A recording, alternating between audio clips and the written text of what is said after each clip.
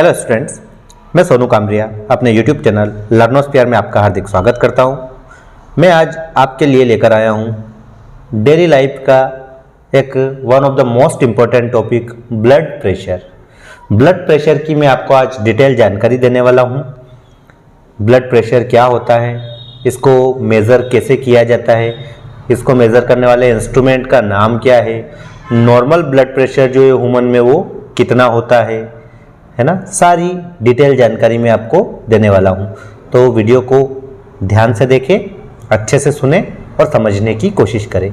देखिए, जैसा कि आपको सामने दिख रहा है टॉपिक ब्लड प्रेशर है ना, ये क्लास 10th का भी एक इम्पोर्टेंट टॉपिक है और ह्यूमन की डेली लाइफ से रिलेटेड टॉपिक है, तो सबके लिए एक इम्पोर्टेंट टॉपिक ये बनता है।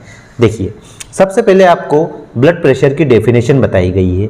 क्या बताई गई है? The force that blood exert against the wall of a vessel is called blood pressure, है ना। जैसा कि आप सभी को पता है कि हमारी बॉडी के अंदर बहुत सारी ब्लड वेसल्स है। अब इन ब्लड वेसल्स के अंदर क्या ब्लड फ्लो हो रहा है, तो ब्लड वेसल्स के अंदर फ्लो होते टाइम क्या करता है, ब्लड वेसल्स की वॉल के अगेंस्ट कुछ प्रेशर एक्सर्ट करता है ना।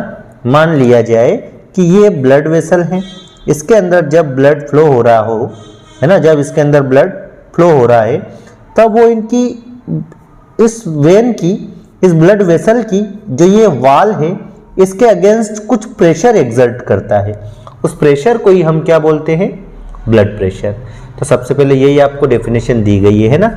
ये यहाँ पर आपको ये दिखाई गई है, क्या ये दिखाई गई है एक तरह की आपको ब्लड वेसल। इस ब्लड वेसल के अंदर जब ये ब्लड फ्लो हो रहा है तो फ्लो होते टाइम ये जो इसकी वाल्स हैं, है ना, ये इसकी वाल्स है, इन वाल्स के अगेंस्ट ये जो ब्लड है कुछ प्रेशर अप्लाई करता है। उस प्रेशर को हम ब्लड प्रेशर के नाम से जानते हैं।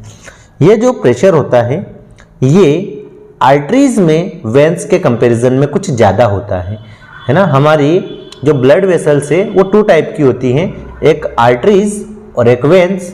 आर्टरीज जिनमें की ऑक्सीजनेटेड ब्लड फ्लो होता है और वेंस जो है उनमें डीऑक्सीजनेटेड ब्लड फ्लो होता है। तो देखिए, आगे आपको यही जानकारी दी गई है कि this pressure is much greater in arteries than in veins, के जो ब्लड प्रेशर होता है ये वेंस के कंपैरिजन में आर्टरीज में मच ग्रेटर होता है, मतलब बहुत ही ज़्यादा होता है। The pressure of blood inside the artery during ventricular systole is called systolic pressure, है ना। आगे आपको बताया गया है कि the pressure of blood, है ना, ब्लड का प्रेशर inside the artery, कहाँ पर? आर्टरी के अंदर, during ventricular systole, ventricular systole के दौरान, मतलब कि ventricular systole के दौरान आर्टरी के अंदर जो ब्लड प्रेशर होता है उसे सिस्टोलिक प्रेशर बोलते हैं, है ना। वेंट्रिकुलर सिस्टोल का मीन्स क्या? Contraction of ventricle. हार्ट के 4 चेंबर होते हैं, 2 वेंट्रिकल्स होते हैं, 2 अट्रियम होते हैं। तो वेंट्रिकल्स जब कॉन्ट्रैक्ट होते हैं तो उस फेज को वेंट्रिकुलर सिस्टोल बोलते हैं। और वेंट्रिकुलर सिस्टोल के दौरान जो आर्टरीज होती है, इन आर्टरीज के अंदर जो ब्लड का प्रेशर होता है उसे सिस्टोलिक प्रेशर बोलते हैं। और इसके जस्ट अपोजिट देखिए, pressure in arteries during ventricular diastole is called diastolic pressure, है ना। इसके जस्ट अपोजिट वो प्रेशर, आर्टरी के अंदर ब्लड का वो प्रेशर जो कब होता है? वेंट्रिकुलर डायस्टोल के दौरान होता है। वेंट्रिकुलर डायस्टोल का मतलब क्या है? इसका मतलब है वेंट्रिकल्स जो होते हैं वो वेंट्रिकल जब क्या रिलैक्स्ड होते हैं, है ना। जब वेंट्रिकल जो है हार्ट के वो कॉन्ट्रैक्ट होते हैं तो उसे वेंट्रिकुलर सिस्टोल बोलते हैं, और जब वो रिलैक्स्ड होते हैं तो वेंट्रिकुलर डायस्टोल उसको बोला जाता है। तो जब वेंट्रिकुलर सिस्टोल की सिचुएशन है हार्ट के अंदर तब आर्टरी में जो प्रेशर होता है उसे सिस्टोलिक प्रेशर, और जब वेंट्रिकुलर डायस्टोल की सिचुएशन है तब जो आर्टरी के अंदर प्रेशर होता है उसे डायस्टोलिक प्रेशर कहते हैं। The normal systolic pressure is about 120 mm of Hg, है ना। ब्लड प्रेशर को मेजर करने की ये यूनिट है mm of Hg। तो जो ह्यूमन है उस ह्यूमन के अंदर नॉर्मल सिस्टोलिक प्रेशर जो होता है 120 mm ऑफ Hg होता है। सिस्टोलिक प्रेशर आपको समझ आ ही गया है, जब वेंट्रिकल्स क्या होते हैं, कॉन्ट्रैक्ट होते हैं, तब प्रेशर जो है वो आर्टरीज के अंदर ज़्यादा रहता है, और जब वेंट्रिकल्स रिलैक्स हो जाते हैं तब आर्टरी के अंदर प्रेशर कम रहता है। तो जो वेंट्रिकुलर जो हैं ये कॉन्ट्रैक्ट होते हैं, तब जो प्रेशर रहता है उसे सिस्टोलिक प्रेशर बोलते हैं, और नॉर्मल सिस्टोलिक प्रेशर जो है ह्यूमन के अंदर वो कितना है, 120 mm ऑफ Hg। इसी तरह से जब वेंट्रिकल्स रिलैक्स्ड होते हैं, है ना, तो प्रेशर क्या हो जाता है, डिक्रीज हो जाता है, और उसे हम क्या बोलते हैं, उस प्रेशर को हम डायस्टोलिक प्रेशर बोलते हैं। अब वो नॉर्मल डायस्टोलिक प्रेशर कितना होता है, तो वो होता है 80 mm ऑफ Hg, है ना।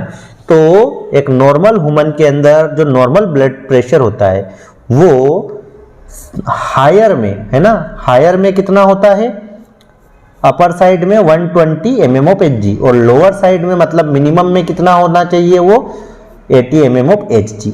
अगर हमारा जो ब्लड प्रेशर है इस 80 mm ऑफ Hg से नीचे जाता है तो मतलब क्या, ब्लड प्रेशर लो हो गया, और इससे अगर ऊपर ब्लड प्रेशर निकलता है इसका मीन्स क्या, इसका मीन्स हम बोलेंगे कि ब्लड प्रेशर जो है वो हाई हो गया, है ना।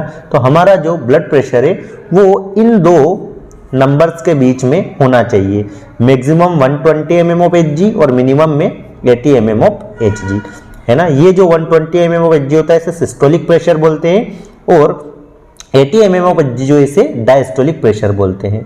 तो नॉर्मल ह्यूमन बॉडी का जो ब्लड प्रेशर है ना, नॉर्मल ह्यूमन में, एक हेल्थी पर्सन में जो सिस्टोलिक प्रेशर होता है वो 120 mm ऑफ Hg होना चाहिए, और डायस्टोलिक प्रेशर जो है वो 80 mm ऑफ Hg होना चाहिए। अब आगे देखिए, आपको ये जो इंस्ट्रूमेंट दिख रहा है यहाँ पर, है ना, ये आपने अक्सर हॉस्पिटल्स में देखा होगा। ये ही वो इंस्ट्रूमेंट है जिसकी हेल्प से ब्लड प्रेशर को मेजर किया जाता है। इस इंस्ट्रूमेंट को क्या बोला जाता है, तो देखिए इस इंस्ट्रूमेंट को क्या, देखिए, blood pressure is measured with an instrument called sphygmomanometer, है ना। ब्लड प्रेशर जो है वो जिस इंस्ट्रूमेंट से मेजर किया जाता है उस इंस्ट्रूमेंट को स्फिग्मोमेनोमीटर बोला जाता है, स्फिग्मोमेनोमीटर। तो ये जो आपको इंस्ट्रूमेंट दिख रहा है ये पूरा, ये क्या है, स्फिग्मोमेनोमीटर, जिसकी हेल्प से ब्लड प्रेशर को मेजर किया जाता है। High blood pressure is also called hypertension.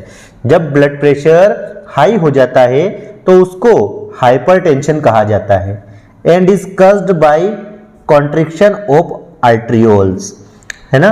और ये जो है ये आर्ट्रियोल्स के कॉन्ट्रैक्शन की वजह से होता है, which result in increased resistance to blood flow. जब आर्ट्रियोल्स जो है उनमें कॉन्ट्रैक्शन हो जाता है तो क्या होता है कि ब्लड के फ्लो में रेजिस्टेंस आ जाता है, मतलब ब्लड फ्रीली फ्लो नहीं हो पाता, उसके रास्ते में रुकावट आ जाती है, जिसकी वजह से ब्लड प्रेशर जो है वो क्या हो जाता है, इंक्रीज हो जाता है ना। मतलब आर्टरीज जो हैं, जब अपनी आर्टरीज किसी कारण से कॉन्ट्रैक्ट हो जाती है, सिकुड़ जाती है ना। आर्टरीज के बीच में अभी मान लो ये इतनी गैपिंग थी, किसी कारण से हमारी आर्टरीज थोड़ी पतली हो गई, वो सिकुड़ गई, उनके बीच में गैपिंग कम रह गई, तो उस कंडीशन में ब्लड प्रेशर क्या हो जाएगा, इंक्रीज हो जाएगा, और इसे हम हाइपरटेंशन कहेंगे, ठीक है। It can lead to the rupture of an artery and internal bleeding.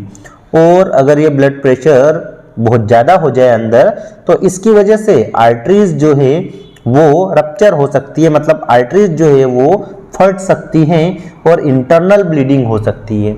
हमारी बॉडी में इंटरनल क्या हो सकती है, ब्लीडिंग हो सकती है।